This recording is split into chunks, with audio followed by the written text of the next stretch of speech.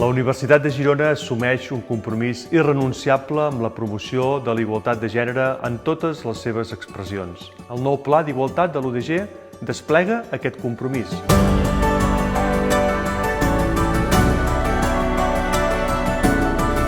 Ho fa amb la promoció d'un ampli catàleg de polítiques de gènere adreçades a promoure la supressió de barreres i una igualtat d'oportunitats real i efectiva. Entre aquestes polítiques, la campanya Espais UDG en nom de dona ha estat concebuda precisament en posar l'accent en l'objectiu de donar visibilitat al talent femení, reconèixer i posar en valor dones que han excel·lit i han fet avançar el coneixement en els seus àmbits d'expertesa.